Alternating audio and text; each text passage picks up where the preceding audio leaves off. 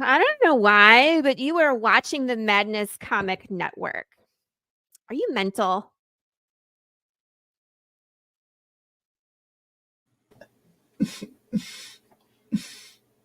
People scare better when they're dying.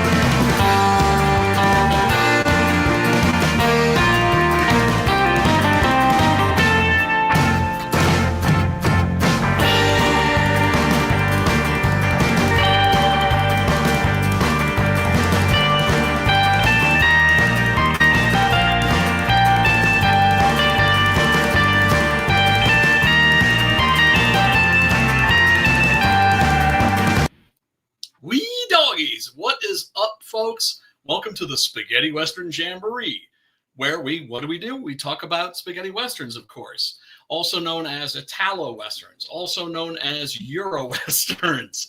We're talking, of course, about the subgenre of the western that was produced and directed by the Italians and mostly shot in Almeria, Spain. It was a magical period that really took off, I would say, started in earnest in 1966 with, of course, the release of Fistful of Dollars, which made a star out of Clint Eastwood, who had just been like a relatively unknown TV actor at the time. He was actually, I think, like the 11th choice that the producers and the director had to star. So they were just kind of stuck with him. But boom, the genre took off, and I think the Italians basically from that point on made about 300 westerns, and I think I've seen most of them. So I know the good ones and I know the bad ones and everything in between. And tonight we're going to be taking a look at one by the Godfather of Gore, the infamous, the legendary Lucio Fulci, who is best known, of course, for his splatter movies like Zombie, The Beyond, City of the Living Dead, aka Gates of Hell. So, if you're a horror fiend and you love you some Lucio Fulci, we got you covered tonight. If you love Italian westerns, we got you covered tonight. And we're gonna get into it. And everybody that is unpilled, you just got a chance to watch the movie before the stream, and I hope you enjoyed it. And everybody else, if you want to see tonight's movie, all you have to do is click on the link below where you can stream the movie unedited, uncensored, 100% free of charge. Now, let me bring on some co-hosts. What the fuck am I going to do without a co-host? You don't want to see me just freestyling all night. That would suck. Well, first, got to bring on my boy, your boy. I know even if you don't know him, you don't understand that he's your boy, but he is your boy. Matt, what's going on, man? Hey, what's happening, man? How's it going? This movie was fucking wild, bro. It's brutal, right? Oh, yeah. Savage.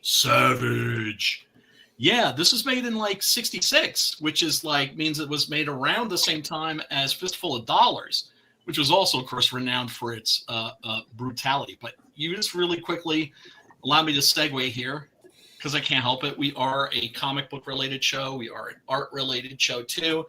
And I gotta do this. See that right there? These are the finished pencils for Six Gun Gorilla issues 9 and 10. So who did I that? have in my hands the conclusion of the Six Gun Gorilla saga, of course, illustrated by the great, the visionary Preston Acevedo. And oh my God, he just killed it, man. Look, we got to get Brian a better camera, guys. What? What's wrong with my fucking camera? This is like a fucking 2K or like a fucking 4K. Oh, is it because it's like the resolution is bad? Is it? I'm not is it like a internet connection thing? Is it like I don't know. I don't know if it's that or if it's just you got the turned down to 380 or something. Check your resolution. Okay.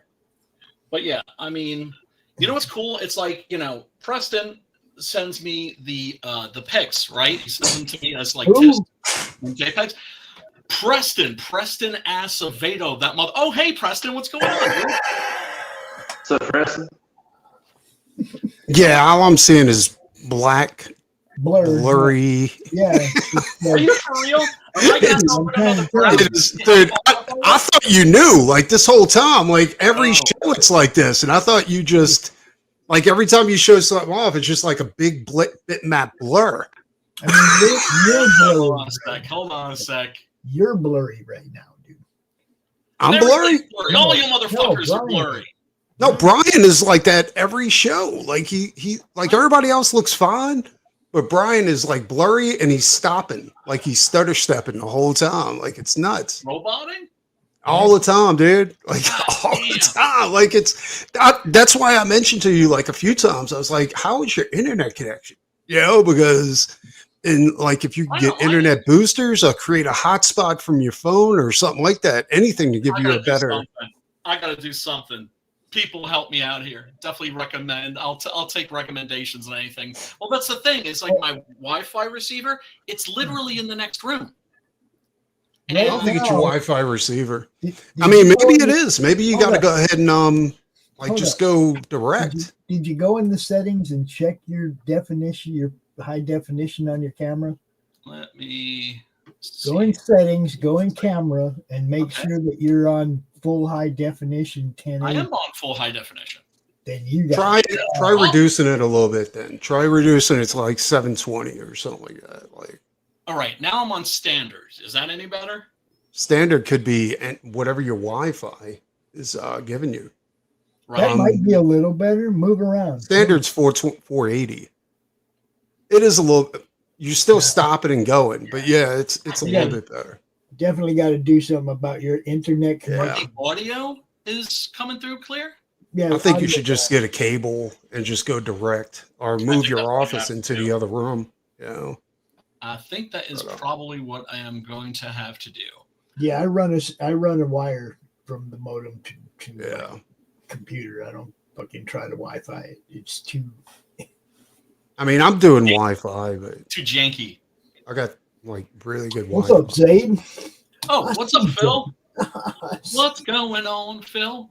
Another guy who loves him some Westerns and some spaghettis.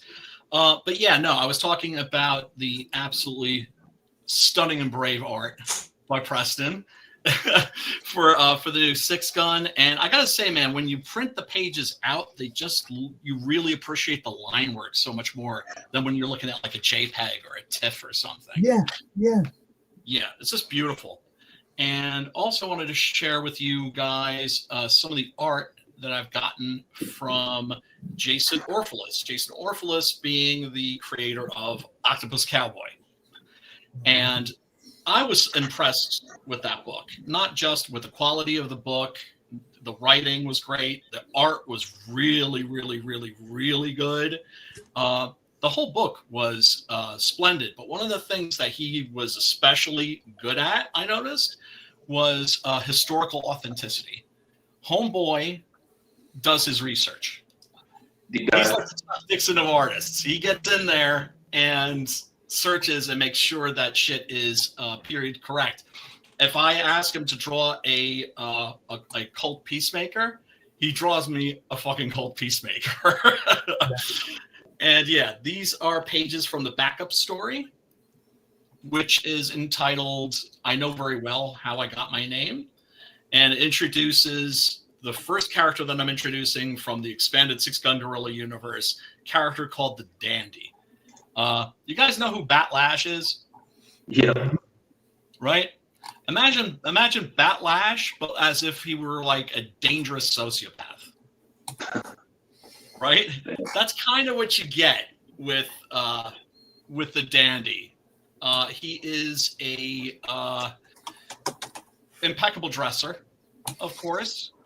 He's also just an absolutely deadly pistolero. And this is about his origin, right? It starts out where he's in a saloon, and some of the guys there treat him, accuse him of cheating. And he goes about, he's like, hey, well, if you're going to kill me anyway, can I have a smoke first? Right? You're not going to deny a guy like a final smoke. So they let him have his final smoke, and he tells them his origin story, basically, and the absolute hell that his life becomes when he is sent to a British boarding school. Life in British boarding schools, fucking brutal. Brutal. And these were kids from the upper class, but the bigger kids would pick on the little kids, and it was just like a fucking nightmare for a lot of these kids. And then on Christmas, his uncle gives him a gift, which is a cult peacemaker, right? Because he's just come back from the New World, right, from America, and he brought a little souvenir, a little something for his nephew. And, well, let's just say shit happens. Jason is killing this story. Super grateful to him. But knocking that shit out of the park. But yeah, Preston, how are you doing, man? I know there's shit I want to talk to you about that I can't talk about because it's like MDA shit. But how are you doing? Doing good, dude. Time is of the essence, but it's going to be a busy Christmas, which is odd. Right. Like, it's funny. Like, as an indie artist, I always like this time of the year is the worst, right? Right. Because people back up and they're like, they want to save their ducks and all that kind of stuff. Sure. Especially during con season, because during con season, when I used to do shows, people wouldn't spend money around Christmas because they'll go to shows, but they won't spend money over there. Right. Because usually people buy art and they buy stuff for themselves. They don't buy stuff at a con for other people. And yeah, dude, like since the V virus, like ever since that shit ended and I had to stop doing like cons, like I've been busy all year round, which is crazy. Like I've never been like that before. Look, guys, if you have a friend that appreciates art or comic books, you also have friends that create art and comic books, and they're having a shit time at this point of the year. They need help selling those books. If you have somebody on your gift list that likes comics or art, fucking buy them an indie comic or some fucking art. You see, that would make sense. It does make sense. but that's what I'm saying. Like, it doesn't work that way a lot. It's the weirdest fucking thing, dude. Like, it really is. Well, I preach that at this time of year every year, Preston. Well, no, what I'm saying is people aren't tight with money. They're tight with money because they're saving to buy stuff for other people. Well, that's what I'm saying. You have a friend on your gift list that likes comics or art. For fuck's sake, buy them some comics and art. Yeah. Yep. Some indie shit, preferably. I mean, A lot of people don't do that. It's very strange. It's a very strange thing. I don't know. I encourage it this time of year every year because I know how hard it is for you guys. Not for me. I mean, for the other guys, it is. Like, well, I mean, because I don't depend on that anymore. Right. But indie creators in general. Okay. For indie creators in general, this ain't the time of year that they make a lot of money, and that's because everybody looks everywhere else for their gifts. Fuck, these guys all got cool gifts for your people. You know, I mean, ain't much better than comic books, man. Come on. Is Brian doing this, or is this you, Pops? I'm doing this. Okay. Because this is clear as hell. You know what I'm saying? Like, yeah. That's because what I did is I shared my screen. Yeah.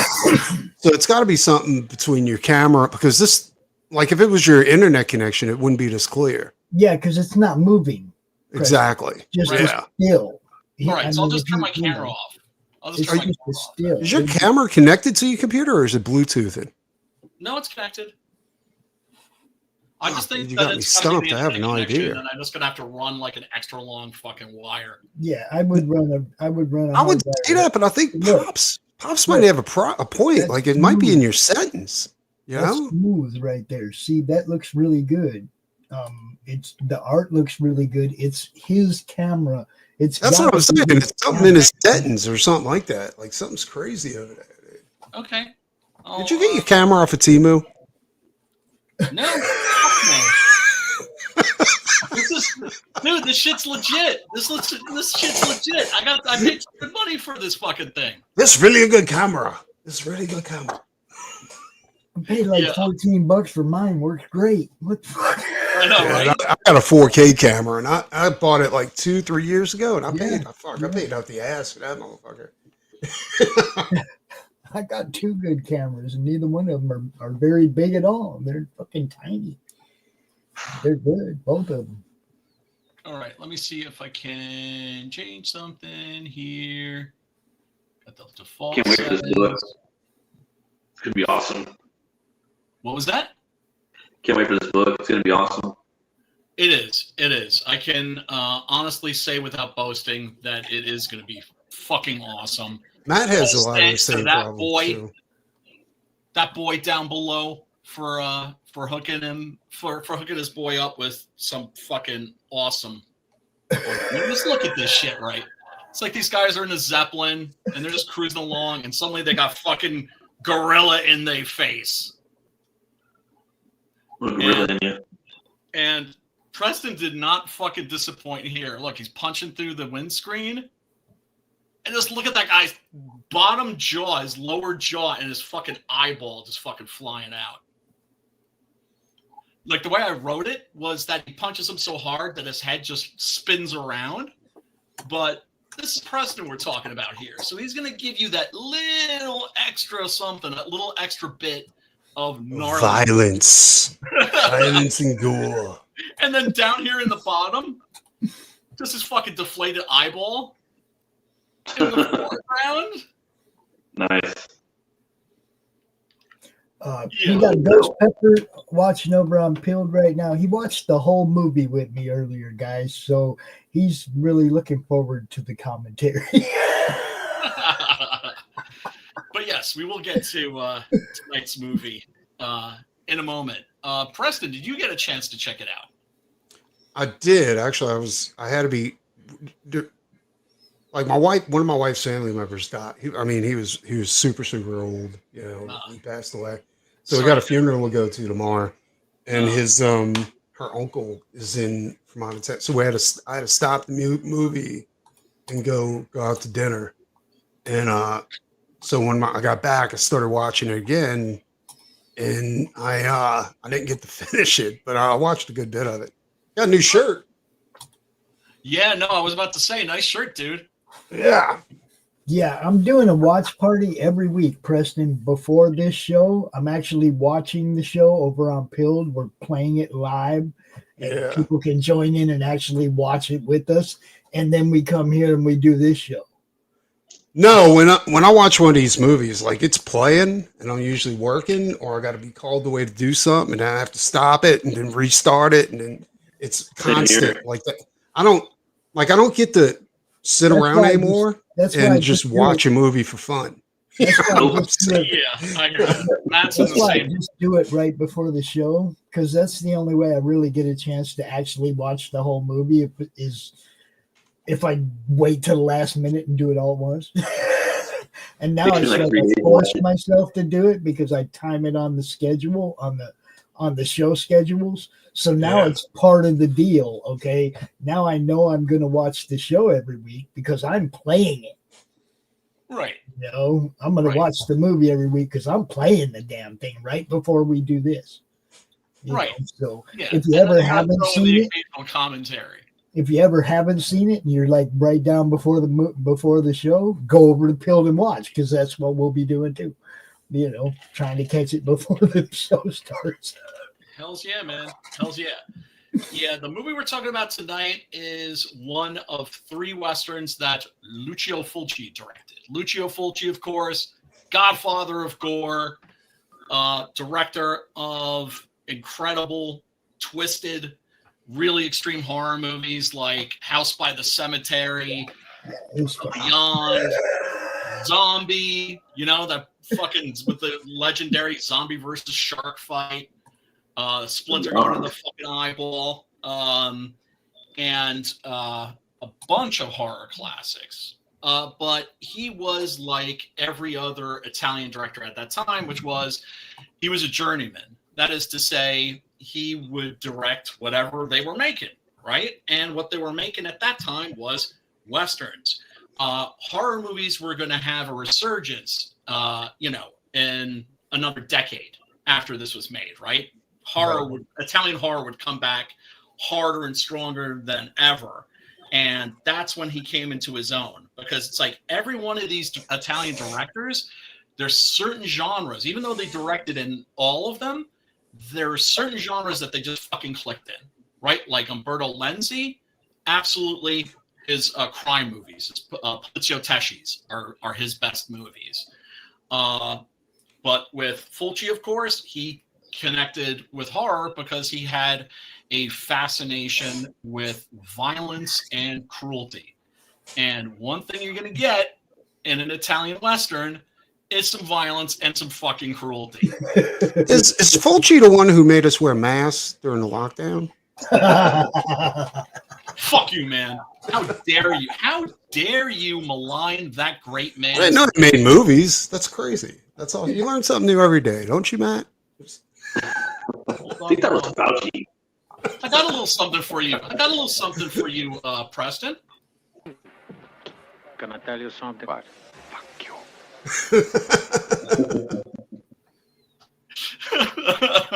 Oh, Christ, I fucking love that clip. Fulci, of course, like I said, best known for his horror movies, and rightfully so. They are his best films, beyond a doubt. But he did make 3 Westerns. We covered one of them on the show before, which was 4 of the Apocalypse. And that movie Was brutal. fucking horrible. No, it's not a horrible movie. It's actually a really good movie. It's just a fucking, it's like a ordeal. Do you know what I'm saying? It's a very unpleasant movie. It was such an ordeal to watch. And Yeah, horrible ass music. It was terrible. Moving on. You didn't like that fucking song? That's one of the things I think is so fucked up about that movie is that it has that happy music in it. It makes it. You know what was really fucked up about that movie? Yeah. The whole fucking movie. That's what was really fucked up about that movie. Yeah, it's one of those pictures. It's like I had forgotten what a fucking downer it was. And this and his other spaghetti, which was the Silver Saddle, which he shot with Giuliano Gemma. Like, you know, in the intro, those shots of Gemma doing fucking flips through the air and everything. That's from Fulci's The Silver Saddle. And yeah, you can watch those. Those are free on Tubi right now. You can stream those joints for free. And yeah, this, of course, you can watch by clicking on the link below. It's also on Tubi, but I have to say that the best copy I could find was actually on Amazon on Midnight Pulp. You know, I'm one of those guys that goes to like Amazon Prime and subscribes to certain channels to watch specific movies and unsubscribes like the next minute, because you still get like a free week, right? And the copy that's on there is pristine. I'm pretty sure it's taken from like a recent Blu-ray release. So if you can watch it on there, I recommend watching it on there. The copies that are on the streaming sites, the ones that are on YouTube aren't pristine. But if you don't mind, if you're one of those guys that can watch a movie that's not pristine, that's perfectly fine. I get that. I can do that too. But if I've seen a movie like a lot of times and I'm going to watch it again, I want to see like the sweetest possible copy that I can get. Yeah, and of course this stars the legendary Franco Nero, better known as Django, from, of course, the legendary Django by Sergio Corbucci, which we also covered once on the stream. And playing his drunken half-brother, George Hilton, who was in a bunch of spaghettis, also horror movies, you name it. Yeah, it's interesting. The screenplay for this is by Fernando De Leo, and he was one of those guys that really came into his own with the Italian crime movies. But then, of course, we have our director, Lucio Fulci. I think I've talked before on the stream about why there's so much cruelty and why there's so much sadism in the Italian Westerns, right? And as a kid, it made me wonder, like, what the fuck is wrong with the Italians? And there's a section in one of my favorite books, which is called Fantastic Films, an Illustrated Survey, by a British critic named Peter Nichols. And in discussing Italian horror, he has a chapter or a subchapter titled, "Are the Italians Sadists?" Right? So, which is an honest question, because it's just like, well, what the fuck? What's with all the sadism in these movies? It's because of fascism. Once you view these movies through that lens, everything fits into place.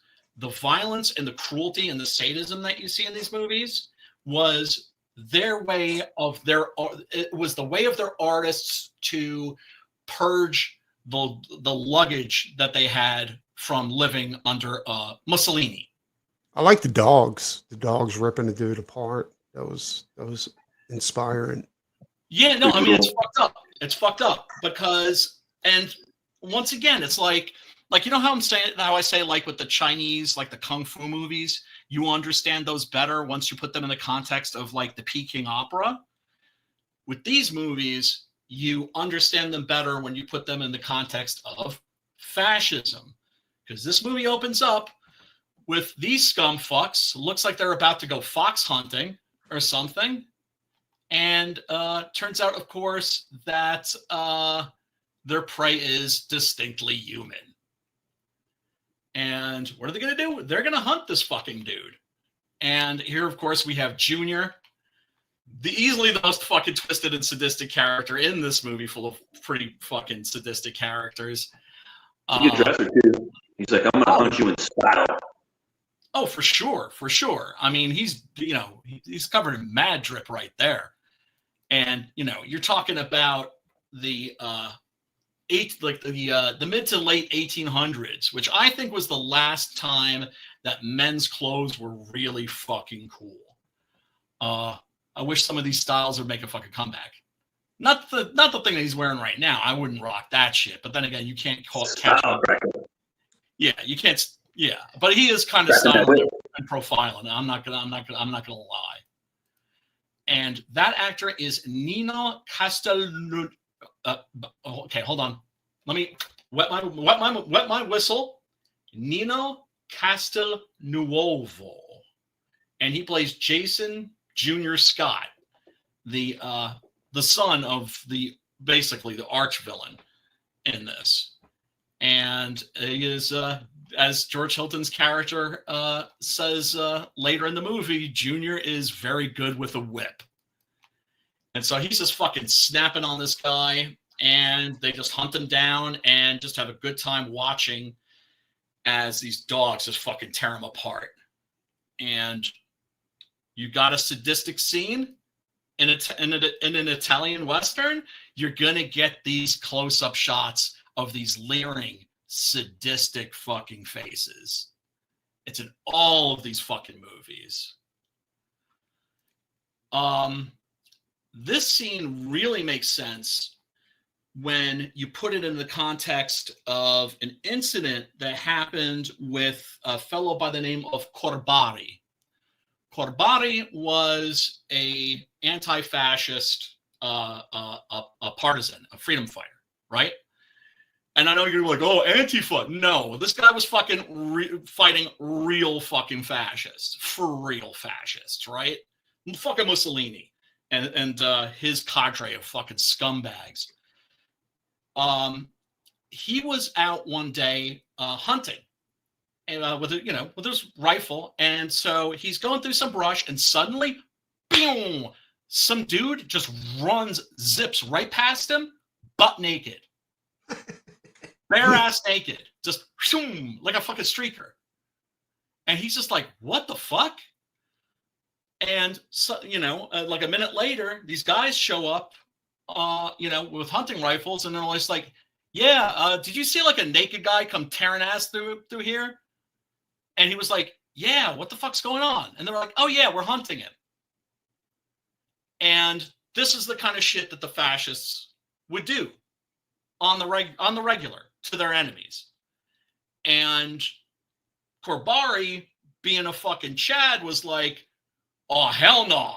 And fucking blasted these fools. And that's how he ended up becoming part of the resistance. It was because of that incident, because at that moment, he was a fucking outlaw. But he wasn't going to fucking tolerate, these motherfuckers doing what these motherfuckers are doing. But yeah, that scene, when you put it in that context, like after you know that history, it hits like in a totally fucking different way.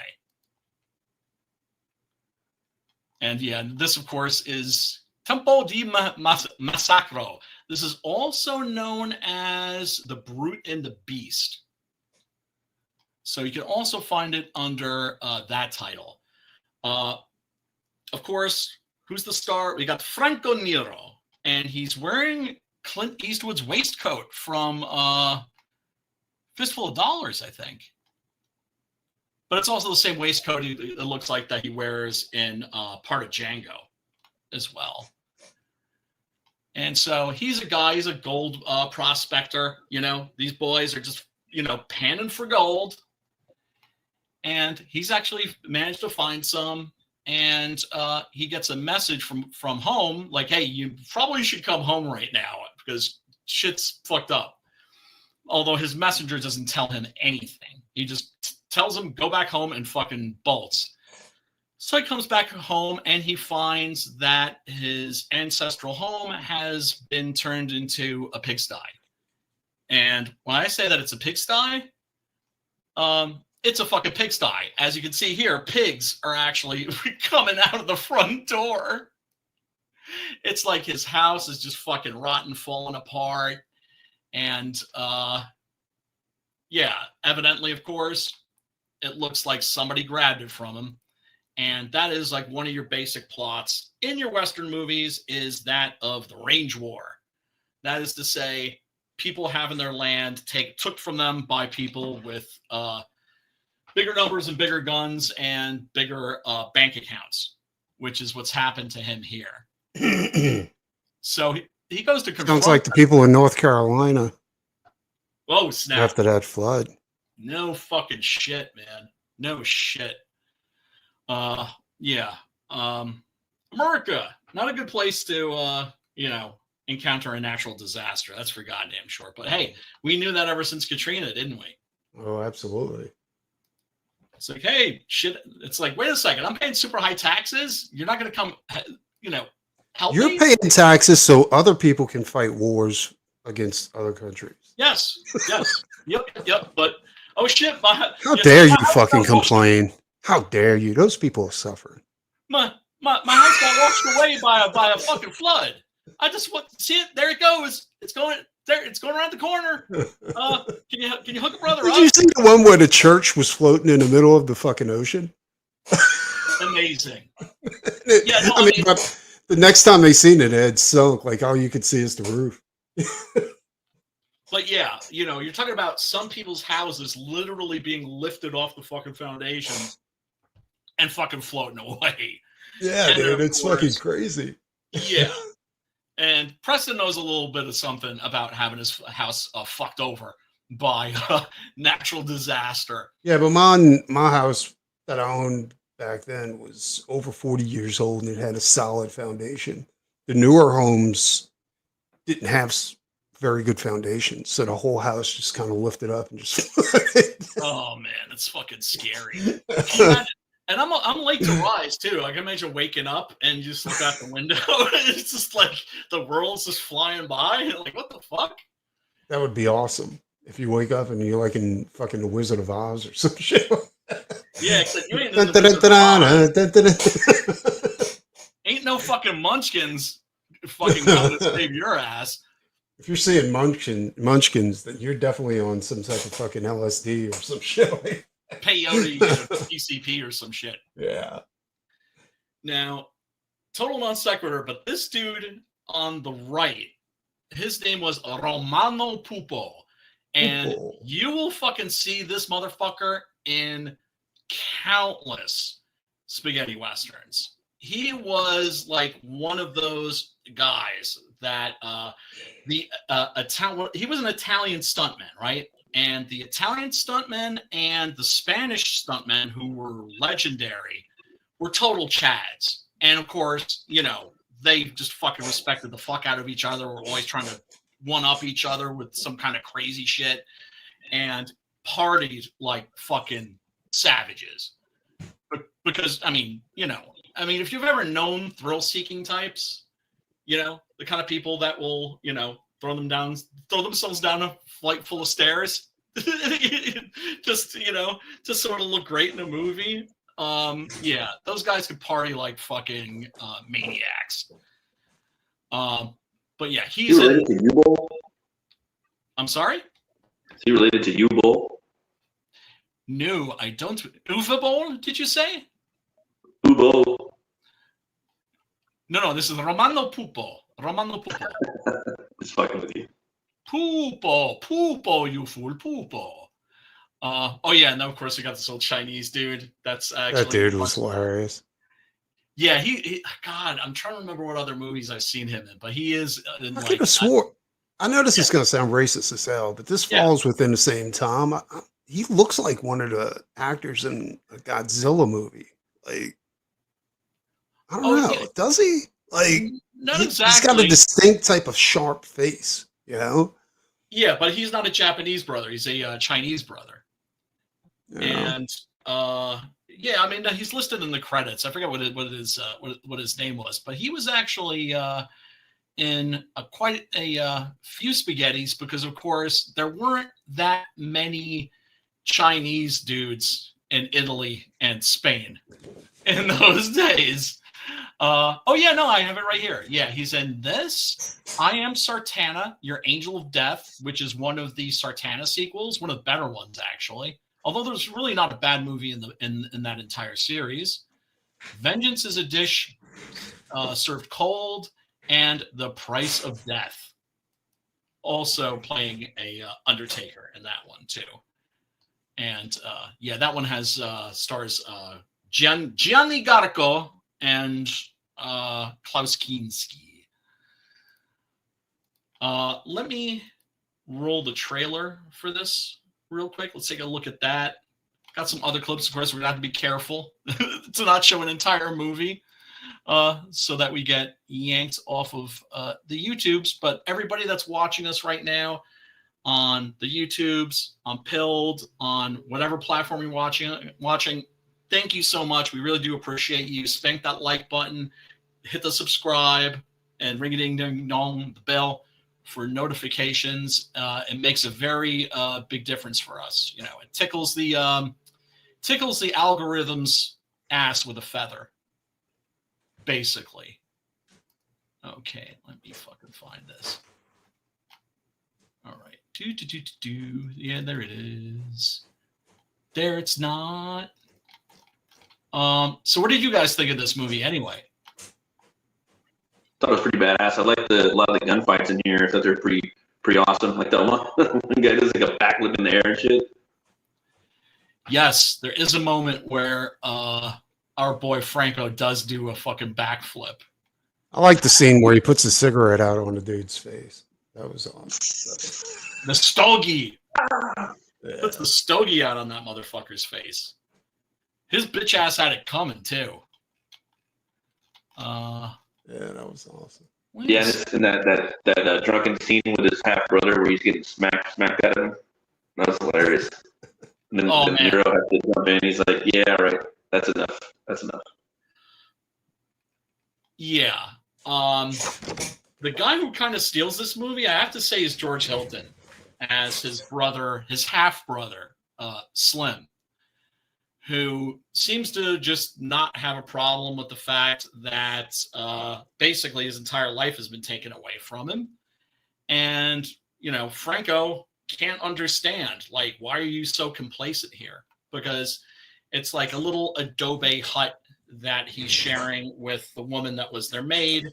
But she, of course, is like a second mother. I thought it was their mother at first. Like I said, I was in and out though. Right. Yeah, no, she's not their mother. She was their maid, but you know, brought them up from when they were like little boys. So they're like sons to her, and to them, she's like a second mother. And you know, and he's just like, well, fuck. Like, why don't you just go and fucking get our place back? And he's just like, well, dude, you just don't understand what you're up against, because the people that jack their place are, shocker, not really nice people. Like, I mean, they're spaghetti western villains, man. They're spaghetti western villains, so they're fucked up. They're like, you know, not just mean, but just like, you know, like just evil and like super sadistic. Then of course we have, you know, you always got to have the scene with the fucking brawl. And yeah, there's our boy Romano Pupo again. And yeah, he just goes up to him and fucking puts a stogie out on his fucking face. And it's off to the fucking races. And I just love the way that Fulci works some comedy into this. So, and the horror, man. What was that? Well, the horror too. Like if you see Fulci and he's doing a western, you know, there's going to be a lot of horror elements to it. You know, for sure. Spaghetti, you know, nightmare-scape. Yep. You know, like I said, he wasn't originally like a horror director, because at the point when he started, the Italians weren't really making horror movies anymore, right? Because it was always boom and bust for them. You know, it's like the Peplums, the Sword and Sandal movies were doing, you know, were big hits. So they made nothing but that for like, you know, anywhere from 5 years to a decade is how long these cycles would last. And with the spaghettis, it was the same thing. They were making almost nothing but spaghettis. And then when the spaghettis dried up, then they went back to horror and also started doing crime movies, because the poliziotteschi, because the Death Wish movies had been like just ridiculously popular when they released them in Italy. And I'm not just talking about. Well, I don't really mean the Death Wish movies. I mean specifically Death Wish itself, right? Because the sequels came really quite like at least about a decade later, and they're trash. I mean, I love them, but for different reasons. It's like I love those movies too, but they would never. You can't really accuse those movies of being good movies, in my humble opinion. So, but yeah, when they're brawling here, Chinese homeboy is like using a little fucking pea shooter. He's using like a little fucking blowgun to fucking sting these guys in the back of the neck. He was, huh? I thought he was using a blowgun.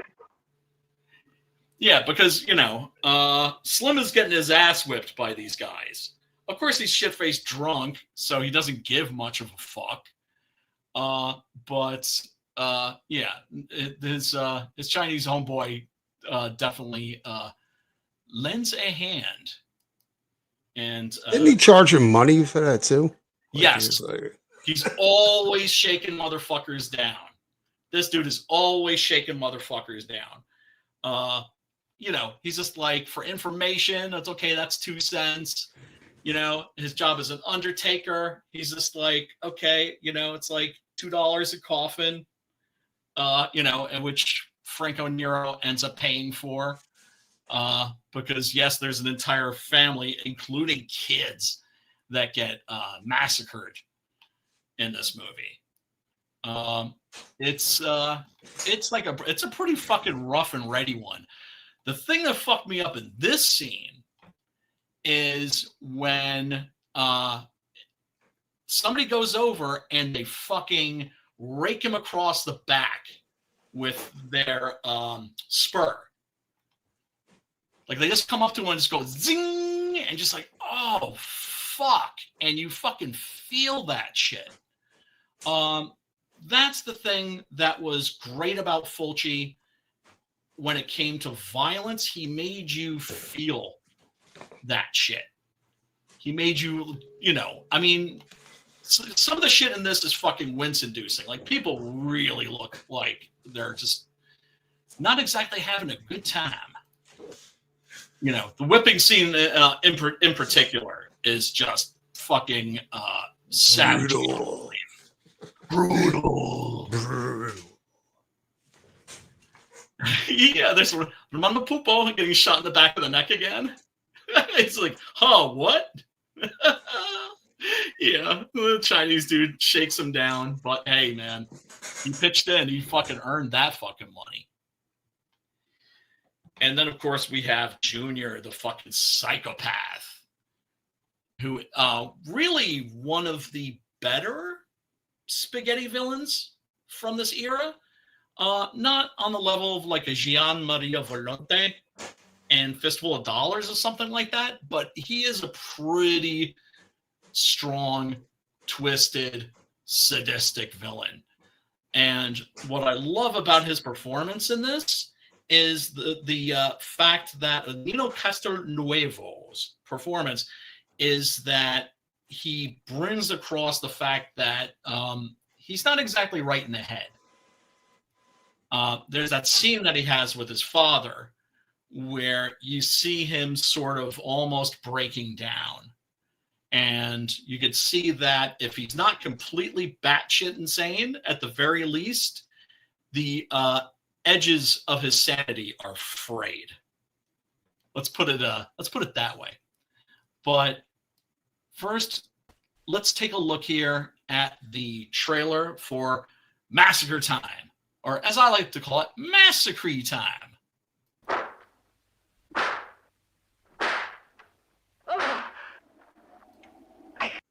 Yeah, and I just love how this begins with that fucking savage whipping scene.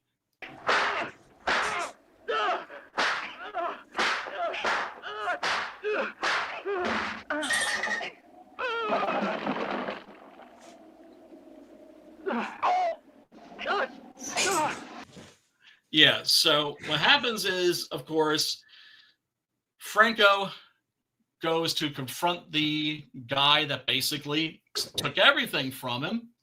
And, well, first, in order to get there, Slim has to ace, like, what, at least about 6 motherfuckers, right? He just blasts them down, and then he just, like, lets his brother, he's like, okay, I cleared the way for you, boy. You know, you're free to go, because he knows that he's not going to listen to him if he tells him to turn around. That he just needs to fucking experience this shit firsthand.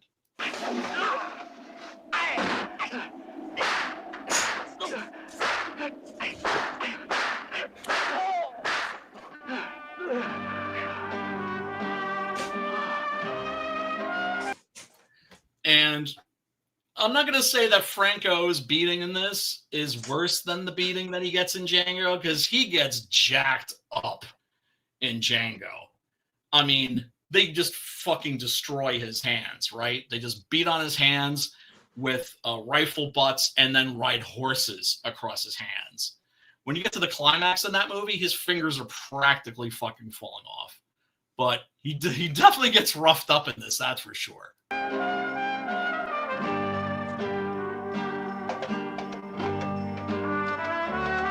One of those beautiful sunset shots, of course, classic Western imagery.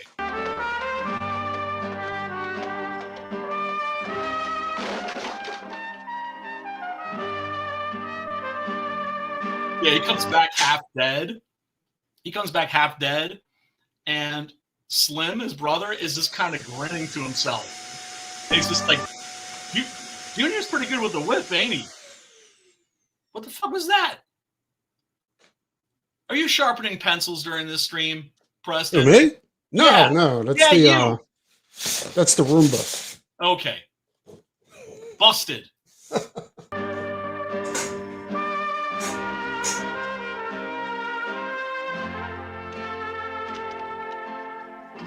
Colt Peacemaker.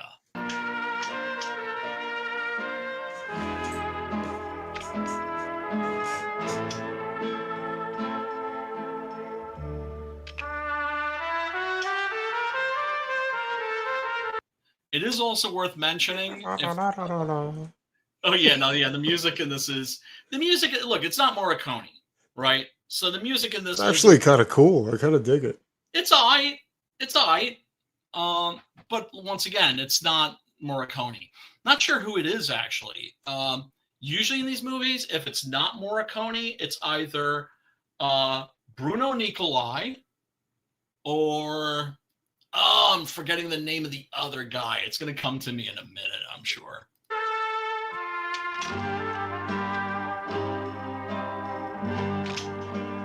Louis Bacalov. That's the other guy. Basically, those three guys, pretty much, between the three of them, had the spaghettis locked down when it came to the music.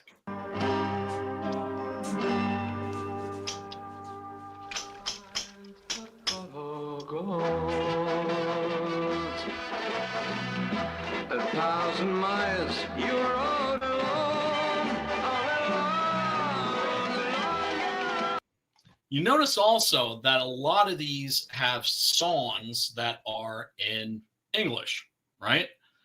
That evidently, I always thought that they would do things like that to convince the American audience that they were watching an American movie, but it was actually to try to convince the Italian audience that they were watching an American movie, because they hadn't quite leaned into it yet. Why are sneaky fucks? Well, yeah, because, you watch like the early spaghetti westerns and they're pretty fucking boring. Well, I shouldn't say that. Some of them are actually very good, but they're very plain. That is to say, they're imitations of American westerns in every respect. And it wasn't until around 65 and 66, you had fucking Sergio Leone come in and be like, nah, fuck that. We're going to do our own thing. We're going to fucking spice this shit up with our own flavor. And then, of course, that was when the spaghettis took off, because the Italians just completely reinvented and reinvigorated a moribund genre.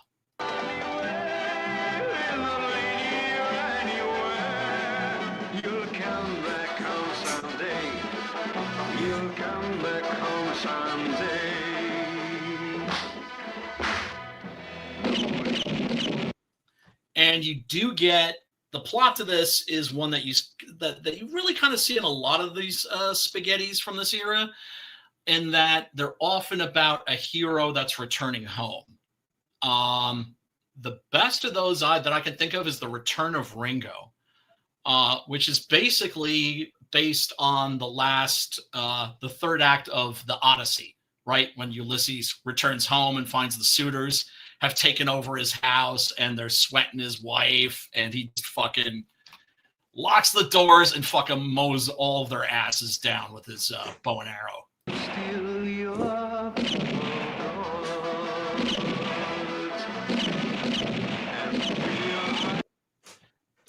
One thing that you probably noticed in this too, fellas, is that normally in the spaghettis, like in the Leone movies, you never see any bullet squibs, and you never see bullet holes in people, really. The guys just kind of clutch their chests and spin and fall and go, ah, which is I had one really, really big problem with this movie. Nobody ever reloads anything. Oh, no. You noticed that. Ever reloads anything. I just shot 18 bullets and I'm still shooting more. Yeah, this is a 6 gun, not a Glock. Well, at least they're not sniping people with a shotgun. So no, definitely not. Like with a sawed off, right? Like some of the fuckers like 100 yards away. Got him. Like the Dolph Lundgren Punisher movie. Yup. That movie still rules, though. Oof. So you can see there, that's not a bullet squib, but those are real powder burns on that guy's belly. I hope he was fucking wearing something underneath that, because that shit would hurt.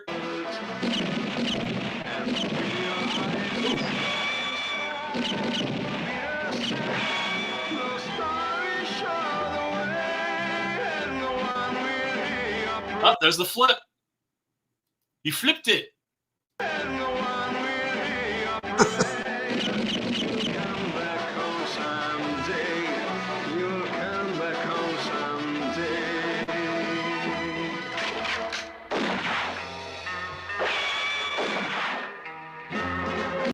Yeah, and Slim, of course. Yeah, this is the scene where he's taken out the villain's goons, right? Because he kind of has himself protected with layers of goons, right? So this is like the first bunch of goons that they run into. And Slim is just like, hey, you know what? Like, will you accept responsibility for killing these motherfuckers? He's just like, yeah, okay, then I'll kill these motherfuckers for you.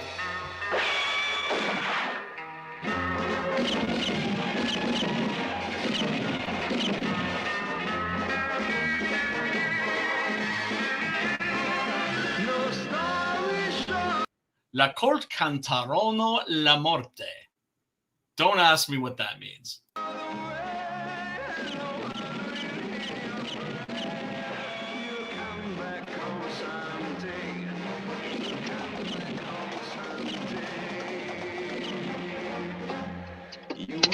Oh yeah, that's the ride by scene. That's the ride by that they do. Ride by. Yeah, they do a fucking Right inside. Ride and snipe. Yeah, after Side saddle. Yep. So after Franco gets his ass beaten in like within an inch of his life, and I just love this moment because he comes in looking like fucking death, and his brother is just snickering to himself, right? Because he was basically like, I would have warned you if you weren't a dumb fuck, because I know if I warned you, you weren't going to listen. You know, that you basically were just going to have to fucking experience it for yourself. And yeah, that is the case. And then these guys really fuck up. And they do that ride by, and they blast the maid, like I said, who is basically like a second mother to them.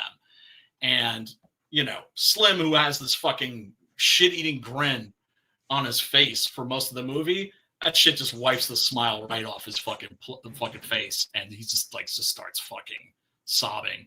And then, of course, it's time to go and get the bad guys. But things are more complicated than Franco realized, because it turns out that the arch villain is his father. Remember, him and Slim, George Hilton's character, they're not brothers, they're half brothers. But it also then, when this guy turns out to be his father, it also means that Junior, the sadist that fucking whipped him within an inch of his life, is Franco's brother. So you've got major family shit going on here. That is also very Italian.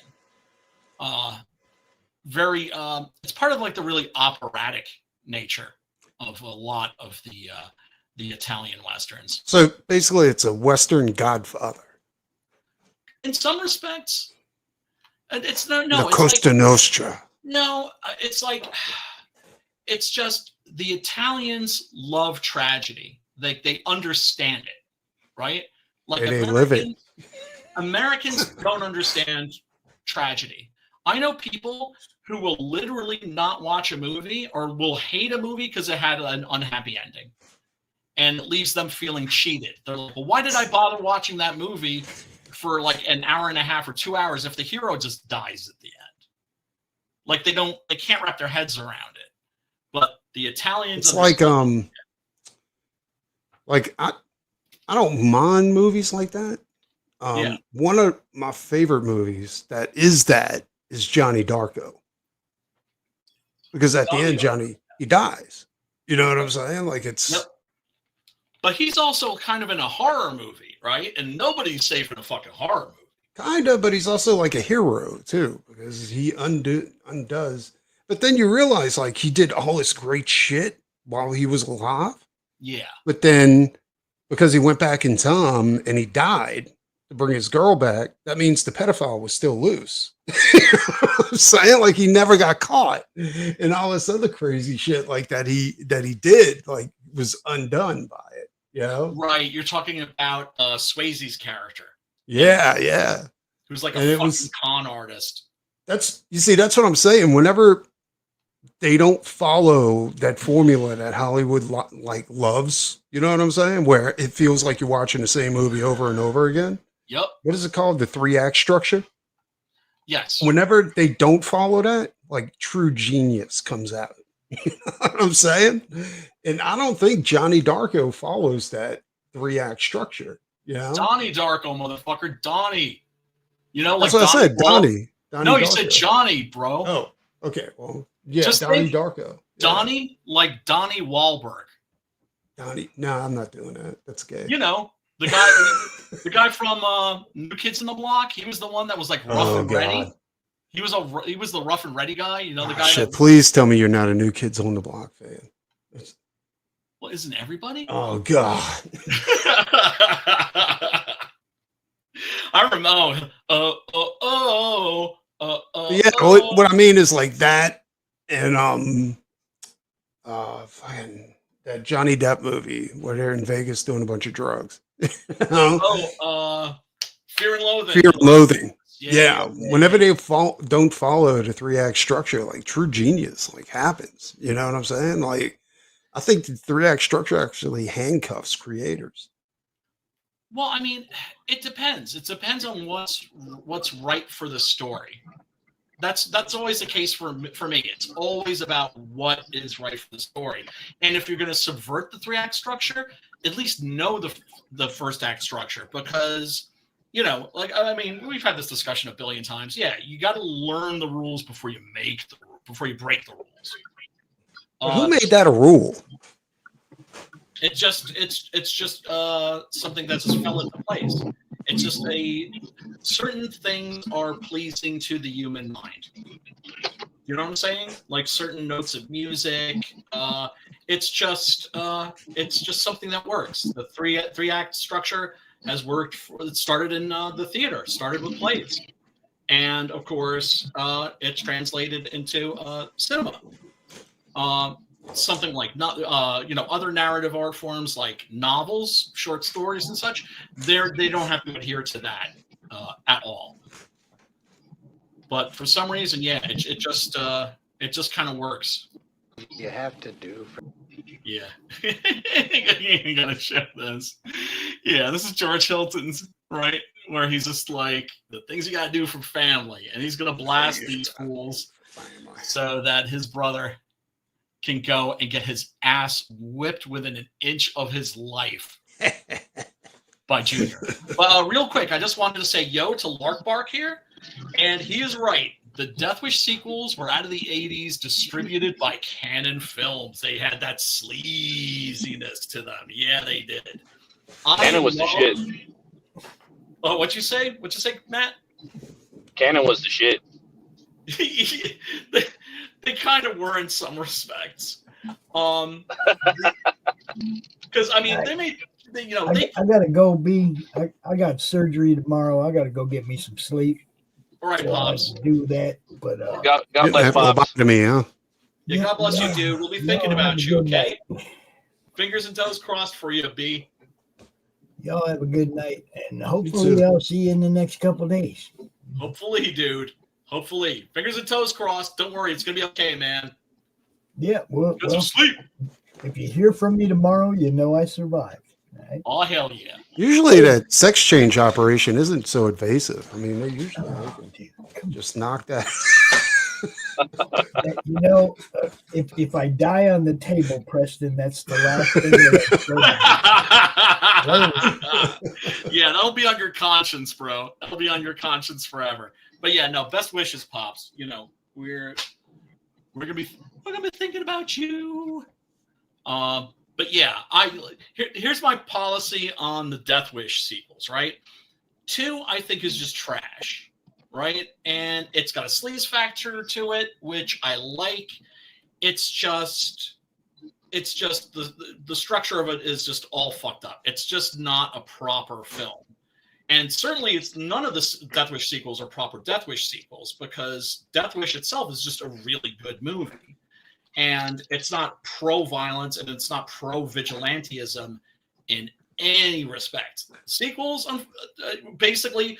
Paul Kersey, Bronson's character, basically just becomes the Punisher, or Mac Bolan, the Executioner, who's a pulp character that the Punisher is based on. But I love 2. I'm not crazy about. 3 is the shit. Death Wish 3 is the shit. They actually shot that in England because there was a neighborhood there that had been completely depopulated. Right, all the buildings were empty. And so Michael Weiner, the director, who was from England, was like, oh, we'll shoot here, and that way we can blow up the entire neighborhood. And that's pretty much how Death Wish ends. It ends with like a full-on war. Just war. That's awesome. Fucking Bronson with the fucking auto mag, with the fucking 50 caliber machine gun. I think I remember that one. I gotta go back and watch it. That's part 3, right? That's 3. Yeah. Okay. 3, and you've got. Maybe I'll watch that tonight. Oh, it's so good. It's so good. Doobie. Oh man, it's that. What's funny is the gang in that is just so fake. Right off the bat, it's just like they've got like these bullshit like punk hairdos, right?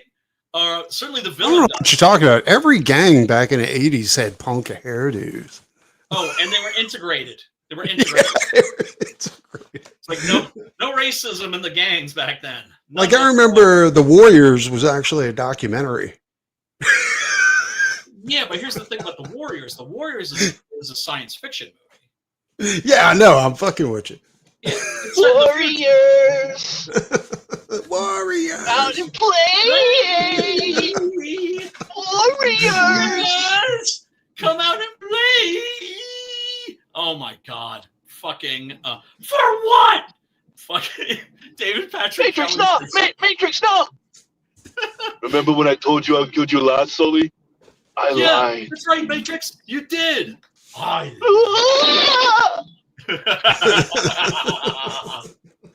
Great actor. And then, of course, also immortalized in The Crow as T-Bird. Fucking love that dude. Just always fucking killed it as a villain. I know you, but you ain't you. We killed you. You ain't you. We killed you. There ain't no coming back. There ain't no coming back. Oh, that was the same dude? Yeah. Holy shit. And felt how awful goodness is, which is a line actually from Milton, Paradise Lost. Awful goodness is. Yeah, boy. Oh, man. Such a fucking great movie. fucking that abortion of a remake, man. Holy shit. That's gonna go down in history as like one of the worst movies ever made, and definitely one of the worst remakes. That's for fucking sure. The Crow? Yeah, the new one that they made. Oh god. The Recrow. I'm telling you, dude, like, yeah, but I mean, hot garbage. Like, are you kind of making fun of the special needs people when you're talking about The Crow, like the new one? Because you know they. What you talking about? Because that actress in there, Will? you know, like that actress was she was special. No, you know? Snap. I don't know if if you can actually say anything because you might get canceled. Her name was like Pixie Sticks or something, or Twigs or something. Well, that's because she kept trying to eat twigs, is what I heard. Like that's she got that name. They're Pixie Sticks and rocks too, evidently. And so with that jaw, dude, that jaw. Ooh. She was playing. Oh. She was definitely eating rocks, I can say. Oh my god! Oh my god! I can't believe I sat through that. I mean, like, can you imagine being her leading man? And he's like, whoa! I gotta pretend like I love this motherfucker. Right. Well, Bill Skarsgård probably appreciated that because he's a married man with a family, and the last thing you need to do is go to work and make out with a chick that's going to give you an actual, authentic boner. Right, so no worries about that. There, he could just he'd go home guilt free. Can you imagine his wife is all worried and shit, and then she sees a headshot of the actress, and she's like, "Oh, baby, I'm so sorry." That's a fucking bullet there. That's fucking hot. She's like, I thought you were playing Nosferatu. No. Yeah, she wasn't that fly. That's putting it charitably. She looks like a reject from the Walking Dead or something. She definitely didn't deserve 50 minutes of the fucking movie.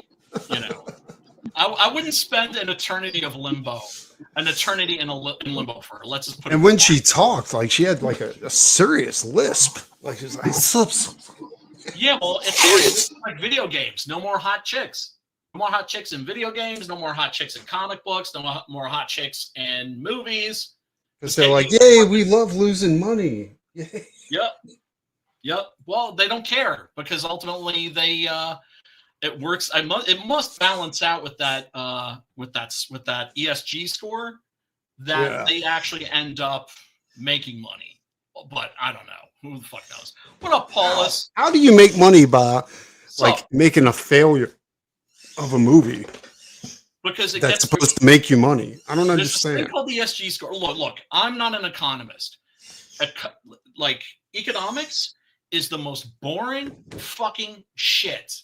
But what I'm saying is, like, they're saying, I understand what you're saying. You're saying, like, they get paid for doing something socially correct, right? Yes. But my whole thing is like, so the Soros Foundation is paying these people for doing that.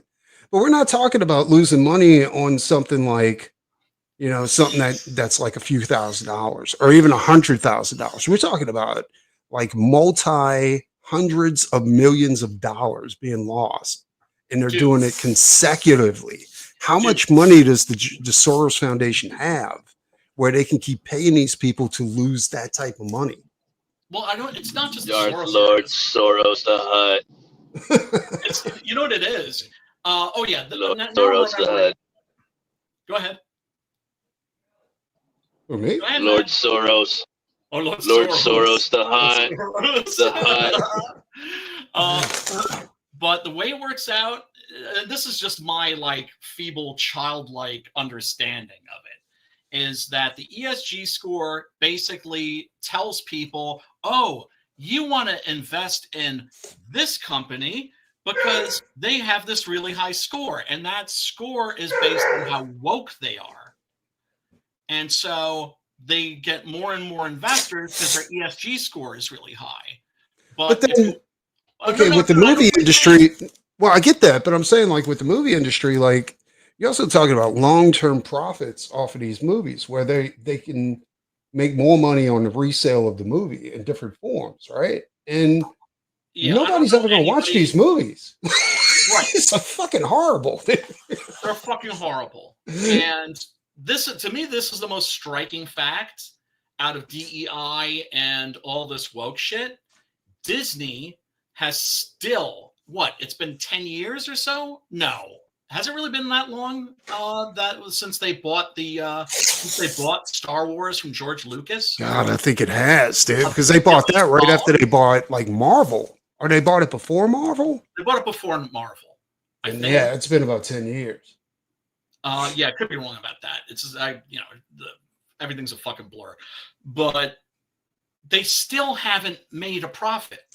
Well, they're pissed off because George Lucas isn't like supporting their Star Wars. No, what they don't want him. They don't like him. Yeah. Right. Like, yeah, you guys are ruining this shit.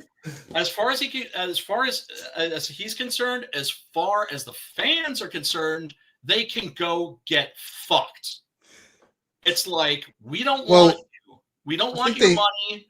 Go fuck yourselves. That's basically. I think they say George Lucas as the Trump of of the entertainment industry, because it's like, yeah, I'll turn this shit around in a second. Just let me go. Let me crack my knuckles for a minute, do a little stretch, and I'll get Star Wars back on its feet. And they're like, no, you won't. Yeah, no, Jon Favreau almost did it with The Mandalorian. The first 2 seasons of The Mandalorian were fucking brilliant, dude. We're fucking genius. And then they brought in multicolored cycles. Dude, the first 2 seasons of The Mandalorian, really, before that came out, I couldn't have given a rat's ass about Star Wars. Didn't give a fuck, right? No, me neither. Yeah, I know what you're talking about. And then that shit dropped, and I was like, holy shit, this is the best Star Wars, not since Return of the Jedi. This is the best Star Wars since Empire Strikes Back. Yep. And they ruined it. And it had to go. Because they were like, oh, fuck, people like this? No. Exactly. No. Nope. And so they got fucking Jon Favreau the fuck out of there. They cock blocked him at every fucking. Remember, Gina Carano was the linchpin for his extended Star Wars universe, right? Yep. Everything was going to kind of like, she was like the wheel with the spokes, right? And the spokes leading to like all the other fucking entries in the TV shows and the movies and all that crap. She wasn't bad either. She wasn't the greatest actress, but she wasn't bad. No, she was solid. And she's a professional fighter, so. Right. So if you're going to have a woman that is whipping the ass of like 250, 300-pound men, all jacked up with muscles, she should look like that. Yeah, like she was legit. Supermodel. Exactly. So she looks like, it's like the same thing with Schwarzenegger. She looks like she stepped out of the pages of a comic book, like a Frank Cho drawing, really. She's like a Frank Cho drawing come to life. But the problem is she wouldn't go along to get along. She tried to think for herself, and that's not acceptable. No. She wouldn't list her pronouns. That's right. She wanted to be a smartass, but beep bop boop. They got rid of her. And that unraveled the whole thing. And they were just waiting for the fucking excuse, and they were just like, okay, and the dude who's playing the Mandalorian was like, no, I want to show my face. And they're like, well, that's not what the Mandalorian is. Like, he doesn't show his face. Yeah, he's the man with no face, right? Exactly. Like, Eastwood was the man with no name. The Mando was the man with no face. Exactly. Now, and this dude wanted to like rock the boat. Exactly. Like, I want to be. It's about me. Exactly. Right. That's not your fucking job, dude. It's like, nope. It's not like Hugo Weaving was bitching when he was making. I'm sure he wasn't bitching when he was making V for Vendetta.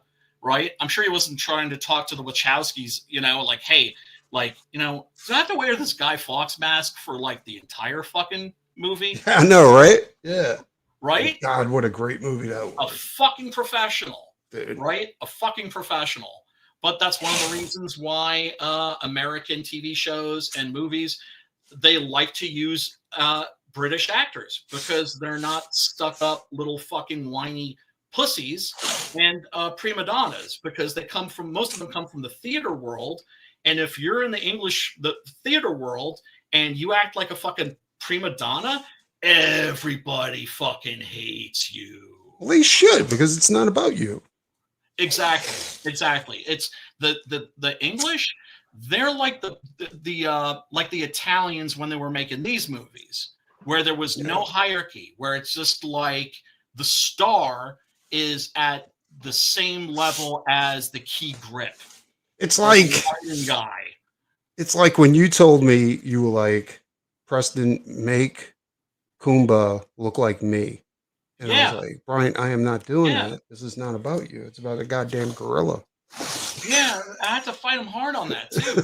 I had to fight hard on that. I mean, I did tell you, I was like, you guys are probably just, y'all have about the same amount of body hair, but no, it's not about you. True. That's true. Yeah, no, I mean, yeah. I'm not quite like Ron Jeremy or Robin Williams, but kind of like approaching their level of fuzziness. Oh my God. I'm just like, my girlfriends are always like, it's like, you know, I actually kind of like your fuzziness. Like, you're kind of cuddly, but it's just like, they had to fucking, get to that stage. It's not like they were all into it at first. Yeah, it's like I told my lady, I was like, yeah, I'm like, I have a bald chest, but from the waist down, I look like a gorilla. Oh, well, don't forget, gorillas have amazingly small penises. Well, like I said, they have smaller penises than humans, actually. Damn. Yeah. Gorillas look adorable when they're fucking too. You ever seen gorillas fuck? No, Brian, we're not into that. You're in your fucking B-Stars fucking mentality over here. Got the binoculars out in the jungle. Where you going, Brian? I'm going to the zoo to go masturbate. I'll be back. It's mating season. I think it's siesta. They fuck in the missionary position, and while they're fucking, they're doing this. They're going,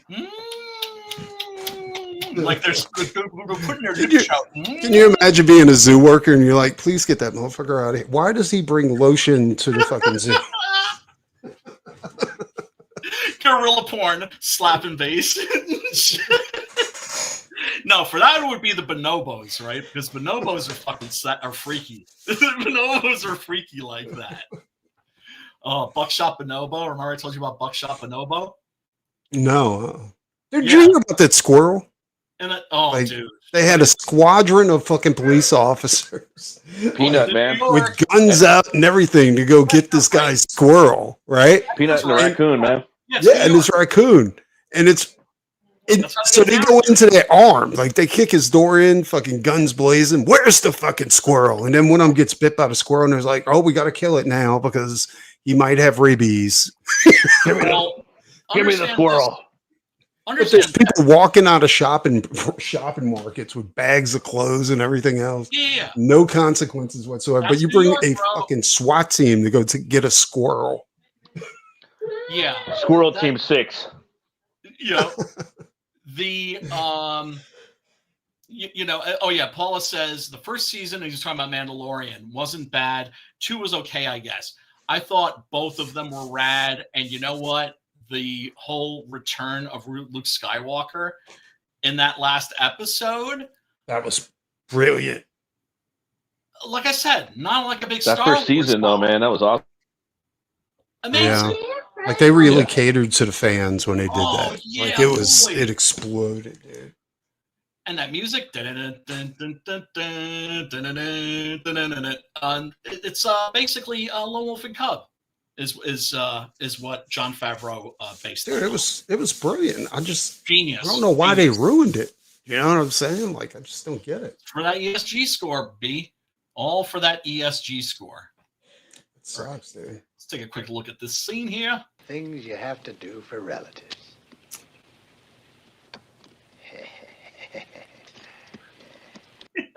He does a lot of that in this going.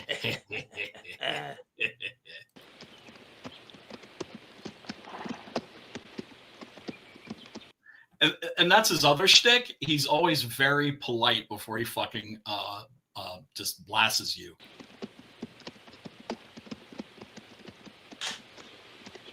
Hey, gentlemen!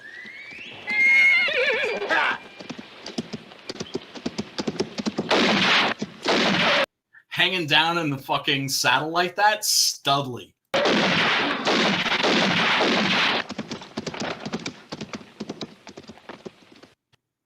buck him down, buck him down, buck him down, buck him down, buck him down. Yeah, so did both of you guys like this movie? Get like a reasonable kick out of it? It was pretty good. I got to watch the rest of it. It wasn't bad at all. Kind of dug it. Yeah, I dug it, man. I thought it was cool. You know, you get the cool villains. You know, you get this dandy motherfucker right here. And again, like the brother was pretty funny. Excellent fights. Again, if you're fucking with Fulci, you're gonna get a lot of horrific elements, you know, in your Western. So and that being in the the spaghetti West, it's it's hellacious. Yeah, it's basically a nightmare world, right? Like it's a world where it's just hyper violent, right? Everything is just kind of cranked to 11. Nobody's safe. They'll fucking kill children. They'll kill fucking priests. And they have an uncanny air to them. It's funny because it's a feeling that I always had about the spaghettis, especially the Leone movies, which is that they almost feel like fantasies, in the sense that they have an atmosphere that is so otherworldly. You feel like, well, this isn't the West. This feels more like, I don't know, purgatory? Like at best, right? Hell at worst. And that's why you have so many, supernatural spaghettis. Really, the whole Weird West genre kind of comes from the spaghettis for that reason. It's just it's a meaner, nastier, more evil version of like the world of the Old West in the American movies. Pretty much a slice of heaven, my kind of place. Well, it's a place for fucking adventure. As a kid, and you'll notice there's no love interest in this movie, right?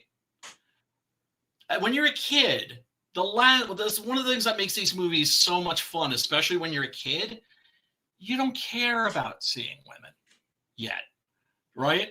And you're just like, oh, you don't want any of that fucking lovey-dovey, fucking kissy bullshit. You want to see some fucking action. You want to see people getting murked. You're right. You want to see some fucking just badass fun shit. Reminds me of the Godzilla movies. Like you're sitting there just fucking sitting on your hands waiting for Godzilla to appear. But you have to go through all this other bullshit. Well, until the final fight scene. They don't need women. They're real cowboys. They know how to cowboy. Yeah. We got, hey, you want to go up in the mountains and we go cowboy together?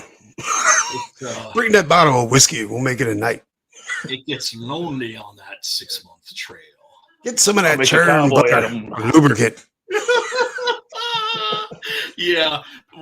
Like I've mentioned it before. Not to flog a dot. You want a cowboy on top or the bottom?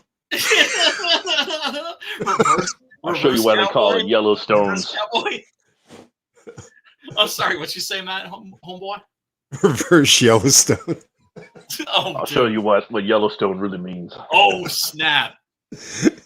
But when there was that controversy over Brokeback Mountain, man, that shit was fucking funny, right? It was some people, Western fans, a lot of people on the right that were just like, they're just trying to desecrate the American cowboy by making him a homosexual. And I'm like, oh, you guys. Well, they kind of actually being really honest. Yes, absolutely. I mean, that's based on a book written by Larry McMurtry, for fucking sake, right? One of the great American Western novelists. So, yeah, no, there was. What I'm saying is there was a lot of gay shit going on. A lot of situational homosexual behavior. A whole lot of bucking going on. Yeah, there's a lot of dudes were fucking each other in the ass. if you want to go there, if you want to be completely blunt. I think you're a little off on that. I think you're being a little too narrow-minded. You know what I'm saying? I mean, you don't know if some of those dudes were in the feet or armpits or. I would imagine, that they get creative. Yeah, Brian, get with the times, man. Really good point. Yeah. Get so narrow-minded. You don't know if they actually discovered docking back in the day. Oh, snap. See, Preston is joking, but he brings up a good point, right? It's not like all that's like as straight guys, we always think like, oh, it's just like, gay dudes. They're just fucking each other in the ass. It's like, or Bon Jovi. Right. They're doing often other shit, right? There wasn't no Netflix and chill. Like, they were just chill. Dude, and there were like no chicks. Like, no chicks. Women were fucking rare. Honestly, from what I heard, like, the women were fucking brilliant back in the West. Like, the whores made a ton of money in those houses. Like, they were run by madams. There wasn't really pimps back then. Exactly. You know? And it was a better system than having streetwalkers, because if one of the boys, one of these cowboys got a little too rough with one of the girls, they would get fucking sorted the fuck out. They would. And they said, like, those women, like, they made tons of money off of those guys. Like, it was, and some of them, they said some of them were even married, and they would, like, do that on the side. Like, it was most because of the women in the Old West were whores, literally.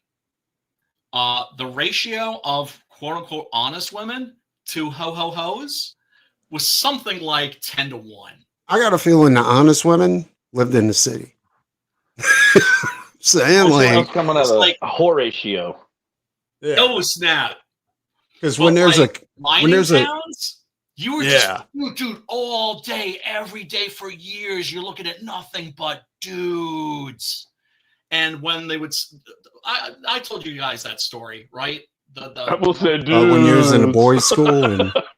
No. This is the one. This is the one where what happened was, this is from Mark Twain's Roughing It, which if you are into if you're gonna write a Western, that's the best resource book for you. It really is. It gives you the best idea of, because it's a travelogue of the Old West by Mark fucking Twain, right? Yeah. Great book. And because I mean, that's like when I really found it out, he was just like, yeah, man, there's like no chicks out here. And like, he was in a mining town, and this guy comes riding in, and a rumor has spread he's got a woman with him. And next thing he knows, his fucking wagon is surrounded. And they're like, yeah, we hear you're a married fella, ain't you? You got a wife? He's like, yeah. And, he was just like, yeah, no, I mean, but, hemming and hawing. And they were like, bring her out. We heard you got woman parts aboard. Bring her out. Bring her out. They start chanting, bring her out. She comes out. Suddenly, all these dudes' hats come off. And they're like, pleased to meet you, ma'am. How do you do, ma'am? What's your name, ma'am? These dudes didn't want to fucking brutalize her, right? They were like, oh, fuck, I can look at someone that's not a fucking dude for fucking 5 minutes. I can talk to some, I mean, dude, it was insane. There were like no fucking chicks out there. Well, it reminds me, like, when I found out like Betty Boop was a sex symbol back in the era of, like fucking like the 20s and 30s. Yeah, Max Fleischer. I was like, Betty Boop? I was like, she had no neck and a big old square head. And they're like, no, like she was originally a sex symbol for the soldiers overseas and shit like that. And I was like, but then you start thinking about it, right? I mean, this was the time when, like porn wasn't you couldn't easily come by that, and they would have like cards with cheesecake models on it, and these models, they weren't like naked or anything like that. They just had bathing suits on, and it would drive these dudes nuts. Yeah. Yeah, no, it was fucking horrendous. But it's kind of like they actually did a Star Trek: The Next Generation episode that explains exactly what was going on in these guys' heads, right? Where there's like, they're dealing with some alien guy. He's got something they need. And he's like, do you have any women on board? Like, do you have any females? Right? Because he's like an alien dude, right? He's like, do you have any females on board? And they're like, yeah. He's like, okay, cool. I'll come on board then. And maybe I can meet this woman, this female of yours. And it's fucking Marina Sirtis, right? Who was fucking hot as fuck. Also in Death Wish 3, by the way. And so he was basically like, "You're not having a sausage flight party, are you?" Exactly. Right? And so what happens is they work out a deal where she gives him a tour of the ship. And he's just like politely just standing there listening to her. Mm-hmm. Yeah. Okay. Keep talking, babe. Keep talking. And then afterwards goes on his way. Right? Just the idea of just being surrounded by nothing but dudes for literally years on end. It's something that you don't think about because you take the existence of the opposite sex for granted, right? They're 55% of the human race. But that's like being in prison, bro. No, you're right. When I was working offshore, we were 300 miles offshore. We would, it was 2 weeks on, 2 weeks off. And it sounds like, I can do 2 weeks. Dude, your head immediately goes crazy when you're on that. And when you, it sounds easy, but once you get on that boat and you realize like your whole world is like 50 feet in either direction, you know what I'm saying? For 2 weeks. And there's only dudes around, and then you don't know. And all of a sudden, you see, being a guy, I don't think women actually understand. They had a couple of women who like masquerade as guys. They're like, I never want to do this shit again.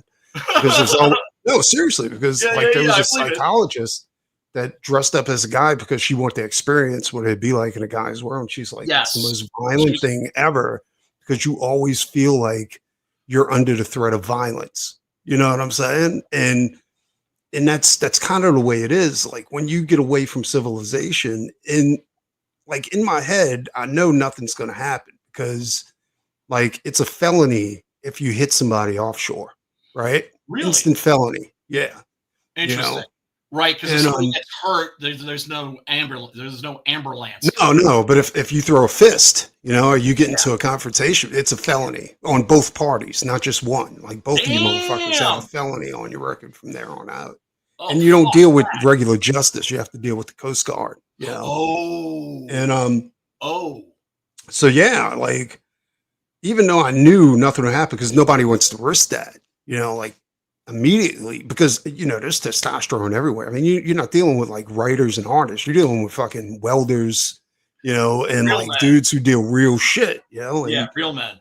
Like your testosterone level jumps, and you feel like you have to go around and like, you like puff your chest out and let people know like, no, this is my area. Yeah. What a hard, right. So you got all these guys trying to show all the other guys what hard motherfuckers they are. And it's not conscious. That's the thing is that you don't really think about that. Like it's not conscious. Like you're doing this. It's crazy. And then it was nuts, dude. So then when we came in, I spent most of the time with Heather, because we were dating at the time. But tell me, it had to fucking the other thing. That had to be one funky motherfucker. What did it smell like in there? But you talking about the boat? Yeah. No, the boat was clean. Like that's one thing I can say is that, like, even though guys come off as like grubby and shit like that, like, I'll be straight, dude. Like guys are some of the cleanest motherfuckers ever. You know what I'm saying? Because I think we know that we're grubby. And so before we ate, like everybody would trim, like fucking dig the dirt from under their nails with their knives and shit like that, and it was like try plumbing out a woman's bathroom.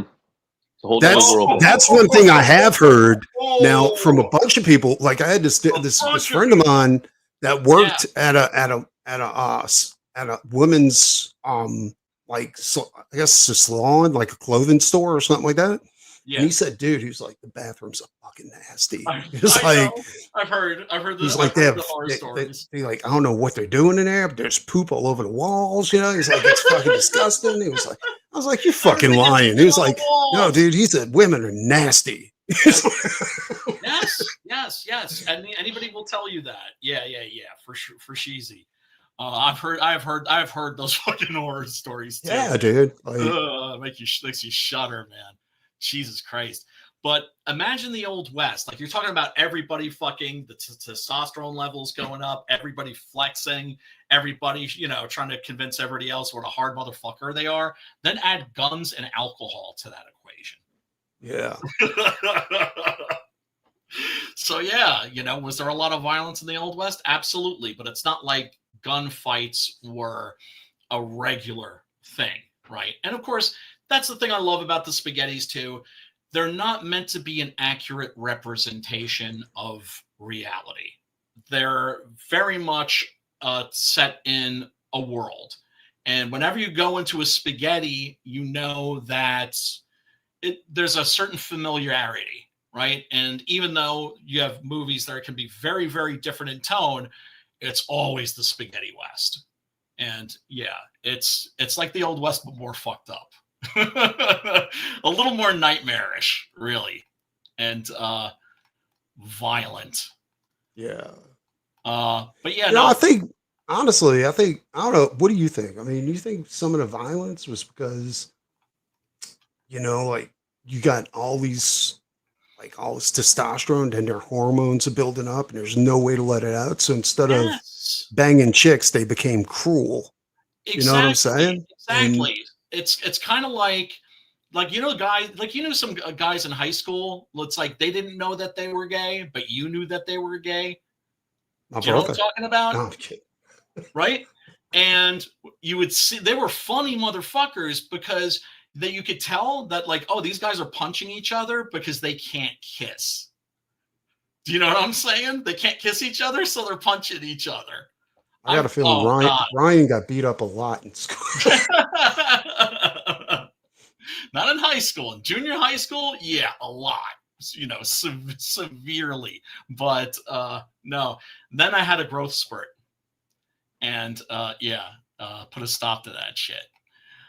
The fucking Franco, of course. Franco, always fucking great in these movies. This, I think, was the last one that he did where he didn't do his own dubbing. It's like every Franco movie from, I think, this point forward, he had learned English and would do his own dubbing. I think in this, it's the same guy that dubs him in Django, actually, if I'm not mistaken. But yeah, everybody, go check this movie out. It is a lot of fun. Is it one of the best spaghettis? Nah. I'm not even sure if I put it in the top 20, but it is good. It is a lot of fun, and you can do worse. And it's Lucio Fulci, too.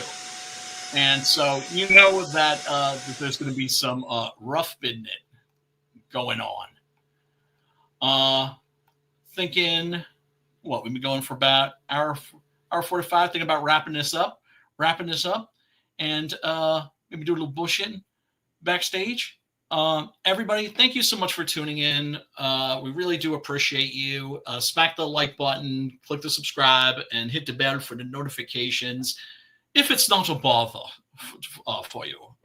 Matt, tell these fools where they can find you.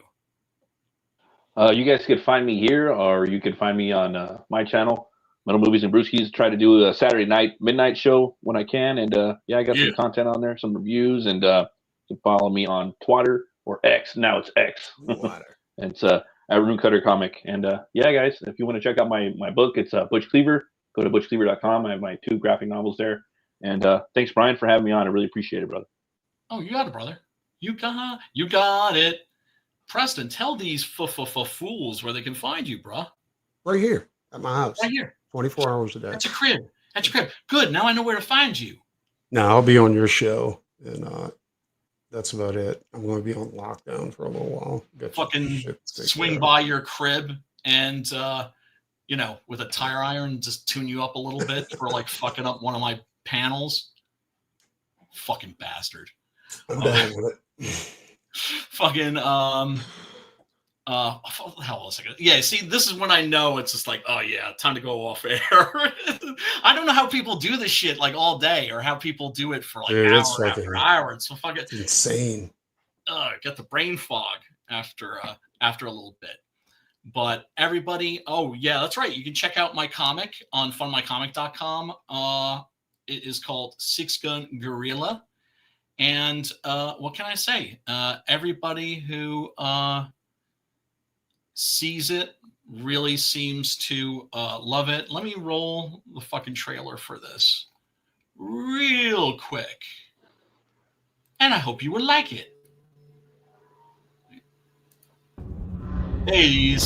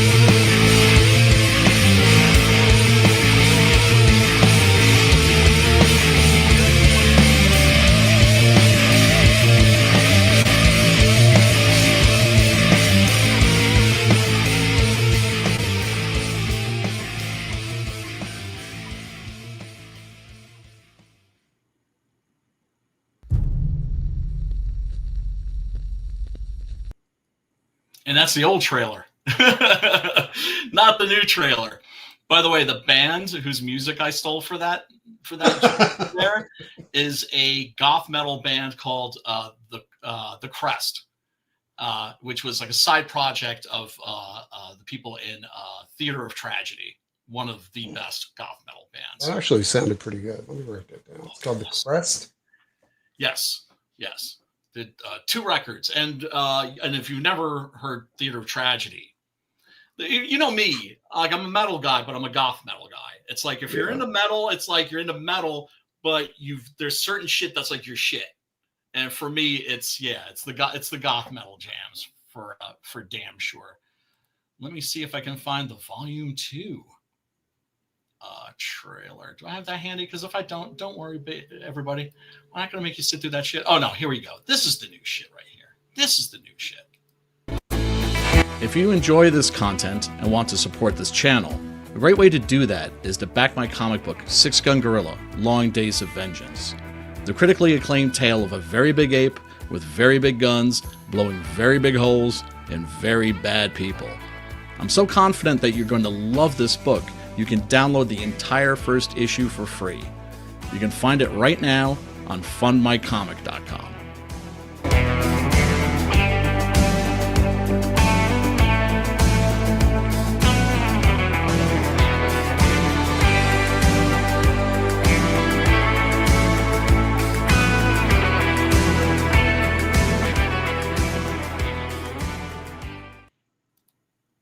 That's the shit I was looking for. Yeah. Oh man. Yeah. Everybody, if you back the book, pencils are pretty much finished, and yeah. So gonna be able to. All I have to do now is, there's just a couple of tweaks that need to be made. Preston fucked up and made some mistakes. Of course, I fucked up. And I made some mistakes, so that shit's on me for real. But yeah, no, I am psyched. You know, this is just I don't know, it's so fucking beautiful looking book. God damn, Preston can draw the shit out of a gorilla. Did you enjoy that, by the way? Like drawing a gorilla? It's like any job. You know what I'm saying? Like it's like at first you're like, okay, how do I do this? By the end of it, you're like ready to keep going because you got it down, but then the book's coming to an end. You know what I'm saying? So yeah. No, you can see from the first book I did to this last one, like the dynamic poses of the gorilla got way better. You know what I'm saying? And the anatomy got way better. Way better. But remember also the thing that you were doing that was really I don't know what you did to your camera, but it looks amazingly well now. Like it's not bitmapped at all. What did you do? Like, nothing. Did you adjust something? Nope. Yeah, it's coming through clear as day. You know, when I printed these, you know, I just print them out because I like just to have the pages to go through, right? Yeah. But I just love the because it's like the ink on the page. It's got a texture to it. Oh, does it? What kind of printer do you have? Is it a laser? It's an old inkjet. But what I'm saying is you can see all of the line work and everything, and just kind of like, I don't know, better detail for some reason. But yeah, you knocked the fucking shit out of this book, and It was fun, dude. It was a blast. Could not be happier, brother, man. But how far are you along on the Street Fighter? Oh, the Street Fighter, pretty much have the entire thing done except for the fight scenes. Because the way I wrote it was, I realized like the fight scenes, those are going to be the meat, right? Yeah. That's the meat and potatoes. That's what people are there for, is to see Tsurugi fucking people up. And so I was talking to Matt about this the other day. Fight scenes, when you write them like as a screenplay, I'm actually really good at those. Because I have my weaknesses and my strengths, I'm great with action sequences in screenplays. In comics, it's more difficult because you're not describing the fight as it's happening. You're taking fucking snapshots. Do you know what I'm saying? And yeah, no, I totally get it. Snapshots. But that's also why, I make sure that you've got like plenty of leeway to fuck with shit. And like I said, bro, start thinking of ways of fucking people up. No, whatever you put down, I'm gonna change anyway. So. No, dude, that's fine. You know me, I don't fucking have an ego when it comes to that shit. As long as it makes the fucking comic better, I give zero fucking fucks. And this is gonna be a collaboration, and we're gonna have fucking fun doing this thing. And also, we're gonna be true to the fans. We're gonna be true to the Sonny Chiba and Street Fighter fans. Do you know what I'm saying? Because you got a fan that's an old OG fan from back in the day that's going to ensure that you're going to get like the authentic fucking Sonny Chiba Street Fighter experience. But yeah, we should fucking talk about this shit off air. Everybody, thank you so much for tuning in. We really do appreciate you. And we will see you next week. And until then, peace. I'm knocking over the fucking microphone. I told you I was in a brain fog. Peace, love, and